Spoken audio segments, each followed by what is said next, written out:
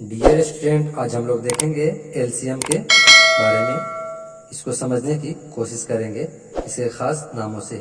जैसे में इसका एलसीएम का फुल फॉर्म लिखा हुआ है लोवेस्ट कॉमन मल्टीपल। क्या लिखा हुआ है?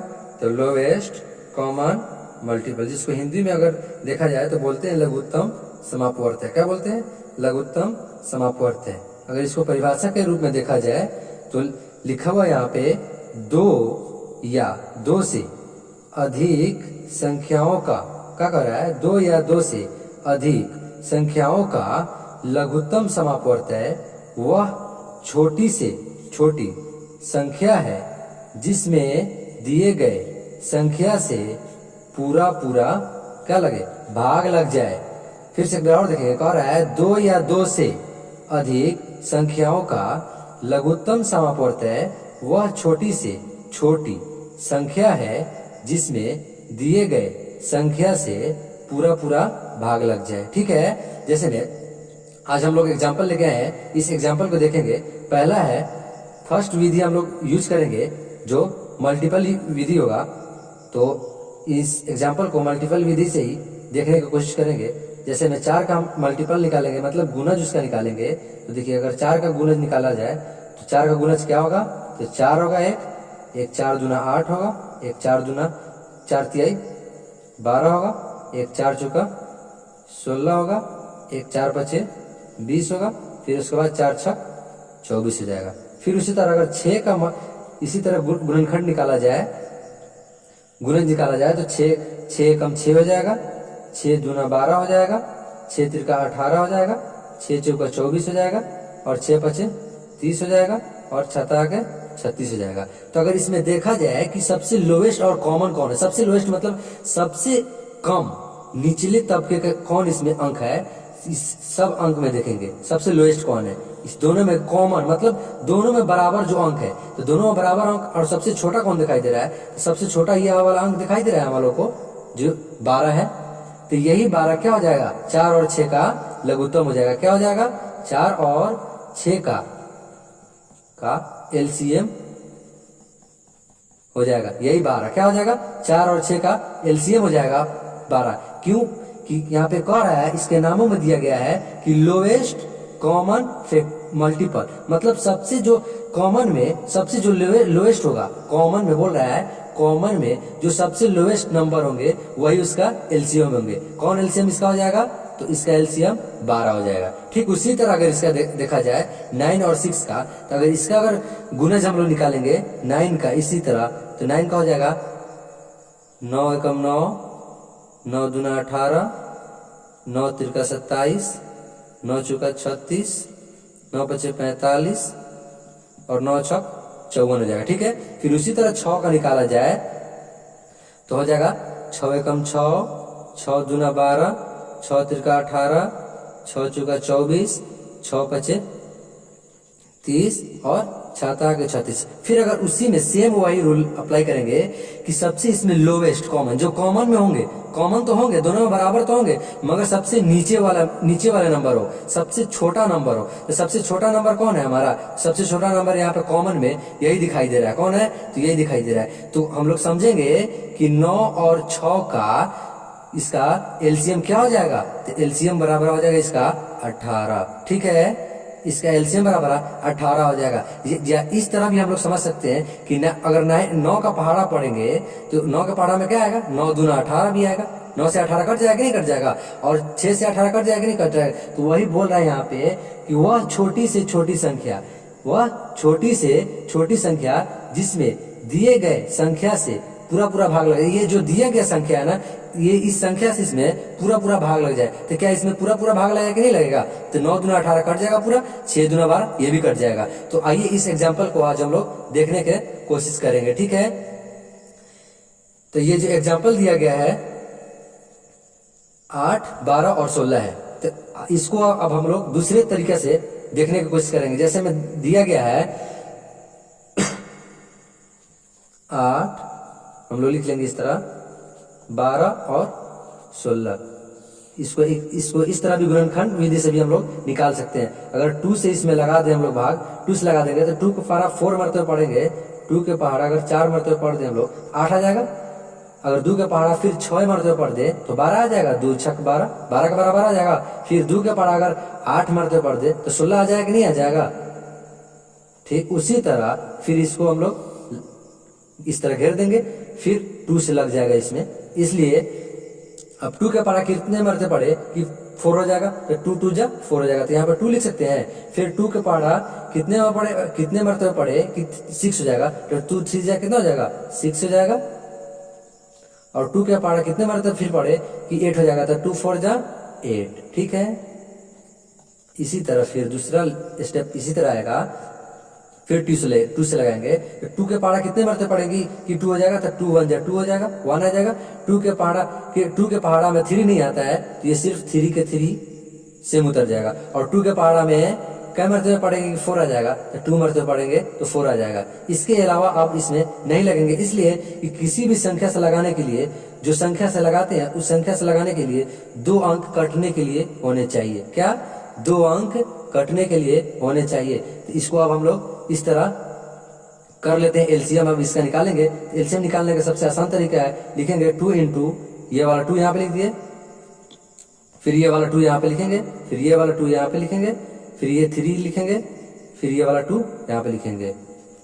ठीक, इतना हमने लिख लिया। अब इसको गुना करेंगे तो 2 2 जा 4 हो जाएगा, 4 2 जा कितना हो जाएगा 8, 8 से जा 24 होगा, और 24 2 जा कितना होता है 48, कितना होता है 48। फिर से एक बार गुना करके देखते हैं, 2 2 जा 4, 4 2 जा 8, 8 3 जा 24, कितना होता है 24, 24 में 2 से गुना करेंगे तो कितना हो जाएगा हमारा 48 हो जाएगा।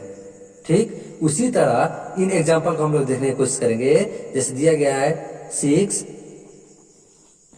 9 और 12, इसमें फिर हम लोग लगाएंगे 2 से। सब इसलिए 2 से लगा रहे हैं कि सबसे छोटी अभाज्य संख्या कौन है 2 है, इसलिए कि 2 से इसमें भी भाग लगेगा और इसमें भी भाग लगेगा, इसलिए पहले 2 से लगाने की ही हम लोग कोशिश कर रहे हैं। तो 2 अगर 2 का टेबल कितने बार पढ़ा जाएगा 6 हो जाएगा, तो 2 3 जा 6 3 बार पढ़ा जाएगा।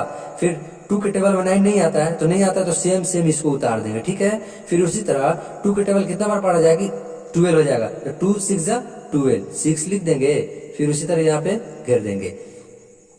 फिर अगर इसमें 3 से ही लगाया जाए, इसलिए 3 से लगाया जाएगा कि 3 से सब कट जाएगा और 2 से सिर्फ ये कटेगा, तो एक संख्या कटने के लिए 2 से नहीं लगाएंगे, और 3 से सब कट रहा है, इसलिए फिर 3 से हम लोग लगाने की कोशिश करेंगे। तो 3 1 जा 3 हो जाएगा, 3 का टेबल अगर 1 बार पढ़ा जाए तो 3 आ जाएगा, 3 का टेबल अगर 3 बार पढ़ा जाए तो 9 आ जाएगा, 3 का टेबल 2 बार पढ़ा जाए तो 6 आ जाएगा। अब इन संख्याओं को हम लोग गुना कर लेते हैं। ठीक है, ये वाला 2 लिख दिए, फिर ये वाला 3 लिखेंगे, फिर ये वाला 3 लिखेंगे, फिर ये वाला 2 लिखेंगे। देखिए, एक इसलिए नहीं लिखते हैं कि किसी भी संख्या में 1 से गुना करेंगे तो वो संख्या उतना ही होगा। क्या होगा, उतना ही होगा। तो अब हम लोग गुना करते हैं इसको, तो 2 3 जा 6 हो जाएगा, 6 3 जा क्या होता है, तो 18 हो जाएगा, 18 2 जा कितना होता है, तो 36 होता है ना।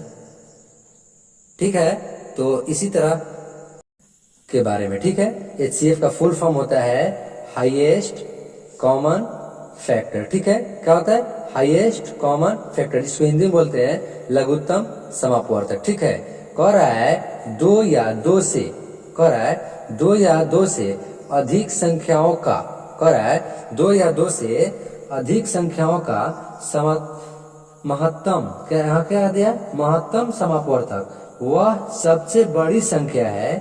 फिर से यहाँ पे देखेंगे, कह रहा है 2 या 2 से अधिक संख्याओं का महत्तम समापवर्तक वह सबसे बड़ी संख्या है। क्या है, वह सबसे बड़ी संख्या है जो दिए गए, क्या कर रहा है, दिए गए संख्या का एक गुणनखंड या भाजक हो। क्या हो, एक गुणनखंड हो या भाजक हो। फिर एक बार देखेंगे, कह रहा है 2 या 2 से अधिक संख्याओं का महत्तम समापवर्तक वह सबसे बड़ी संख्या है जो दिए गए संख्या का एक गुणनखंड हो या भाजक हो। ठीक है, तो इस एग्जाम्पल से अब हम लोग समझेंगे। ठीक है, इस एग्जाम्पल को हम लोग, एक फर्स्ट विधि है जो उसके अपवर्तक निकालने का विधि है। तो 16 का अपवर्तक अगर इसका गुणज हम लोग निकाला जाए गुणनखंड, तो 16 का पहले निकालेंगे, तो 16 किस किस चीज से कट जाएगा, तो 16 कटेगा 1 से, फिर 2 से,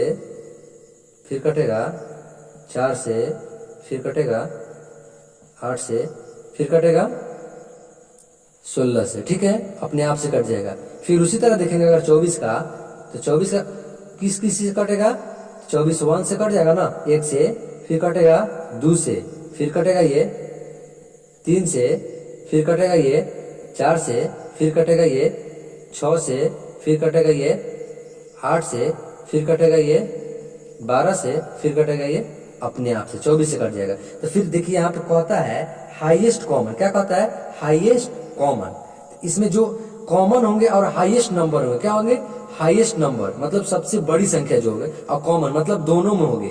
कौन ऐसी संख्या है इसमें अब ढूंढेंगे हम लोग, ठीक है, जो कॉमन होगा और सबसे बड़ा होगा, ठीक है। तो सबसे बड़ा कौन दिखाई दे रहा है हमको, 8 दिखाई दे रहा है दोनों में। ये देखिए दोनों में 8 जो है कॉमन बराबर है, दोनों में 8 है, और दोनों में सबसे ये बड़ी संख्या है, तो ये दोनों का 16 और 24 का क्या हो जाएगा, HCF।